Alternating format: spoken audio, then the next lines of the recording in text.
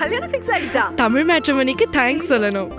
26 வருஷத்துக்கு முன்னாடி இதே தமிழ் மேட்ரிமோனி மூலமா தான் இவ அம்மாக்கும் கல்யாணம் பண்ணேன். கல்யாணம்னாலே தமிழ் மேட்ரிமோனி தான்.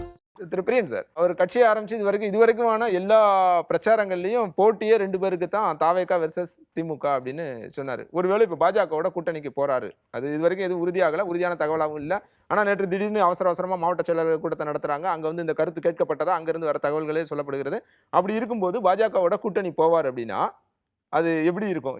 என்ன களத்துல என்னவா ரிஃப்ளெக்ட் ஆகும்? இப்ப இது வரைக்கும் அவர் சொன்னார் இல்லையா, கொள்கை எதிரி பாஜகன்னு சொன்னாரு, போட்டி எங்க 2 திமுகவுக்கும் தாவேகாவுக்கும் தான் சொன்னாரு. இப்போ அதெல்லாம் எப்படி அடிபட்டு போகுமா, என்ன மாதிரி இருக்கும்?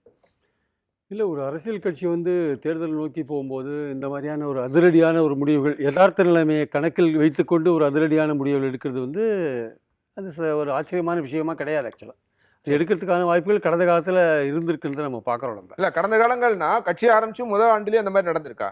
அப்படியான பிரசிடென்ஸ் ஏதாவது இல்லை, உங்களுக்கு வெற்றி தாங்க முக்கியம். தேர்தலில் வந்து வெற்றி முக்கியம். ஆக்சுவலாக முதல்ல எடுத்த உடனே நீங்கள் வந்து தோல்வியை தழுவினீங்கன்னா கட்சி ரொம்ப பின்னடைவை சந்திக்கும்ல. அவருக்கு வந்து விஜயுடைய கான்ஃபிடன்ஸ் லெவலை வந்து முதல்ல நம்ம வாட்ச் பண்ணணும். அது நீங்கள் சொன்ன மாதிரி தான், அது ஆரம்பத்திலே என்ன சொல்லிட்டு வர்றாரு, எனக்கும் திமுகவுக்குமான போட்டி அப்படின்றாரு. அதிமுகவை பற்றி என்ன சொல்கிறாரு, இங்கே காமெடி பண்ணாதீங்க, சீரியஸான விஷயம் போயிட்டுருக்குன்னு அதிமுகவை சைட் லைனில் லெஃப்ட் ஹேண்டில் டீல் பண்ணிட்டு போயிட்டுருக்காரு. நீ காமெடி பண்ணாதீங்க, வந்து உள்ளே வந்து காமெடி பண்ணாதுன்றார். அதே மாதிரி சொல்லிட்டு என்ன சொல்ல, நீங்களாம் மக்களால் டெலீட் செய்யப்பட்டவர்கள்னு அதிமுகவையும் சொல்கிறார், பாஜகவையும் சொல்கிறார். ஸோ இந்த மாதிரி சொல்லும்போது அவர் ஒரு கான்ஃபிடென்ட்டோடு வர்றார். அவர் நான் வின் பண்ண முடியும், என்னால் வந்து எனக்கு ஓட்டு இருக்குது, ஒரு சட்டமன்ற தொகுதியில் 2 லட்சம் ஓட்டு இருக்குது வச்சுக்கோங்க, ஒரு 1.25 லட்சம் ஓட்டு போலாதுன்னா 1 லட்சம் ஓட்டு வாங்குறவன் வின் பண்ணுவான்.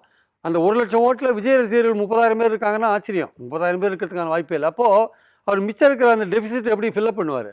ஏதோ ஒரு கூட்டணியில் தான் அவர் ஃபில்அப் பண்ண முடியும். திமுகவுக்கு அந்த நிலைமை தான் சார். சில தொகுதிகளில் திமுக தனித்தே வின் பண்ணலாம். ஆனால் சில தொகுதிகளெல்லாம் வந்து நீங்கள் கூட்டணி இல்லாட்டி திமுக வின் பண்ண முடியாது. ஏன்னா அந்த அந்த அந்த அந்த டெபிசிட்டை வந்து நீங்கள் மீட் பண்ணணும். 1 லட்சம் ஓட்டு வாங்கணும்னா நீங்கள் உங்கள்கிட்ட 40,000 ஓட்டு தான் இருக்கும். 60,000 ஓட்டு எங்கேருந்து நீங்கள் வாங்குவீங்க? அதனால் அந்த மாதிரி பாயிண்டில் பார்க்கும்பொழுது விஜய் வந்து அடுத்த கட்டமாக போவாரா? அவர் வந்து திமுகவை தோற்கடிப்பது தான் அவருடைய லட்சியமாக இருக்குது. தமிழிசை சொல்கிற மாதிரியோ இல்லை பாஜகவில் பல பேர் சொல்கிற மாதிரியோ, தம்பி உன்னால் தனியாக போகாத, தனியாக போனால் ஒன்று நீ தோற்று போயிடுவ, திமுக உன்னால் தோற்கடிக்க முடியாது, எங்களோடலாம் சேர்ந்தாதான் நீ தோற்கடிக்க முடியும்னு தொடர்ந்து அவருக்கு சொல்லிகிட்டே இருக்காங்கல்ல. அது அந்த விஷயத்தில் வந்து அவர் வந்து யோசித்து பார்க்கறதுக்கான வாய்ப்புகள் இருக்குது. அதுவும் நீங்கள் சொன்ன ஒரு விஷயம் ரொம்ப முக்கியம். சமீப காலமாக அவருடைய கிராஃபில் வந்து கொஞ்சம் இறக்கம் வந்திருக்கு. ஆக்சுவலாக அந்த இறக்கம்ன்றது வந்து ஒன்று கிராஃபில் இறக்கம் வந்திருக்கு கொஞ்சம், இன்னொன்று வந்து சிபிஐயோட என்கொயரி அழுத்தம் ஒன்று இருக்குது. போன வாட்டி அருள்ராஜ் என்ன சொன்னார், எங்களுக்கு ஒரு அழுத்தம் வந்திருக்குன்னு அவர் பேசுகிறாரு.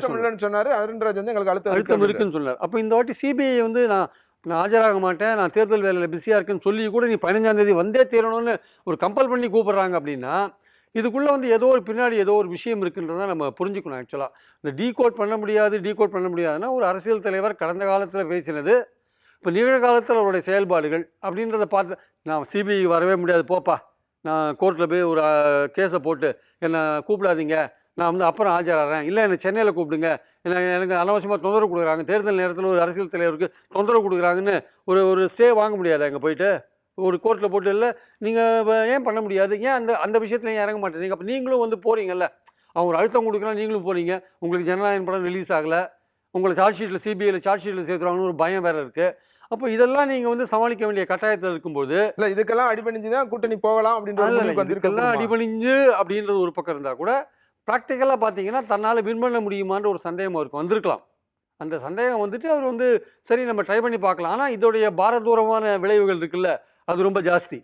ஏன்னா இவர் வந்து ஒரு கட்சியை ஆரம்பிச்சிருக்காரு, அடுத்து சஸ்டெயின் பண்ணணும். அவர் ஒரு அரசியல் கட்சியே தலைவராக இருந்துட்டு அடுத்து 31, 36ன்னு சஸ்டெயின் பண்ணணும். இந்த வாட்டி அவர் ஒரு கூட்டணிக்குள்ளே போயிட்டாருன்னா அவர் வந்து செகண்டரி ஃபோர்ஸாக மாறுறார், 2வது சக்தியாக மாறிடுறார், முதன்மை சக்தியாக இருக்க மாட்டார். அப்போ அவர் அதிமுகவுக்கு பின்னாடி போனவர். அவர் அதிமுகவுக்கு பின்னாடி போகும்போது அப்போ அந்த செகண்டரி ஃபோர்ஸாக மாறும்பொழுது அவருக்கான வாய்ப்புகள் தள்ளி போயிட்டு இருக்கும். அப்போ அவருடைய கட்சி கரையிறதுக்கான வாய்ப்புகள் அதிகமாக இருக்கும். அப்போ நீங்கள் முதன்மை சக்தின்ற அந்த விஷயத்திலே நீங்கள் வந்து உங்களை தொடர்ந்து நீங்கள் தக்க வைத்து கொள்ள வேண்டிய ஒரு கட்டாயம் இருக்குது. அப்போது நீங்கள் அதிமுக பாஜக கிடையாது, நான் ஒரு தனித்துவமாக வந்திருக்கேன், நான் எனக்கு மக்கள் எனக்கு ஓட்டு போடுவாங்கன்னு நம்பிக்கையோடு வந்திருக்கேன் அப்படின்றவர் வெற்றி தோல்வியை பார்க்காம, தோல்வி வந்தாலும் பரவாயில்ல, வெற்றி வந்தாலும் பரவாயில்ல, நான் தனியாகவே களம் காண்பேன் அப்படின்ற ஒரு இடத்துல அவர் வந்திருக்காரா?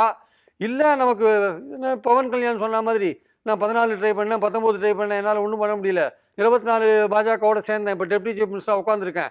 அந்த மாதிரி நீ என்ன மாதிரி நீ போகாத, நான் அனுபவத்திலேருந்து சொல்கிறேன். நீ முதல் எலெக்ஷன்லேயே இப்படி வந்து நீ கூட்டு சேர்ந்து டெப்டி சீஃப் மினிஸ்டராக வந்து இது ஒரு ஷார்ட்கட் இது. அதுக்கப்புறம் நீ தனியாக தேர்தலுக்கு அப்புறம் நீ தனியாக போய்க்கோ, அதிமுகவோ பாஜகவோ நீ கண்டுக்காத அப்படின்னு அந்த லெவலில் அந்த அட்வைஸ் அவர் எடுத்துகிட்டு போகிறாரா அப்படின்ற ஒரு முக்கியமான விஷயம் இருக்குது. எதாக இருந்தாலுமே வந்து இந்த முடிவுன்றது வந்து அவர் எடுக்கிற அந்த முடிவு அதிமுக பாஜகவில் சேர்ந்தா திமுகவை தோற்கடிக்க முடியும் என்ற நம்பர் ஒரு விஷயம் இருக்குல்ல, அது வந்து எடுத்த உடனே ஒரு மக்களுக்கு வந்து ஒரு இதை கொடுக்கும். எதை கொடுக்கும்னா ஒரு கான்ஃபிடென்ஸை கொடுக்கும். பார்த்த உடனே திமுகவுக்கு சரியான போட்டி வந்திருக்கு அப்படின்னு அந்த பேச்சு வந்து ஒரு வாரம் இருக்கும். அந்த டஸ்ட்டு செட்டில் ஆகும்போது அப்போ தான் அந்த கூட்டணியோட பலவீனங்கள் தெரிய ஆரம்பிக்கும்.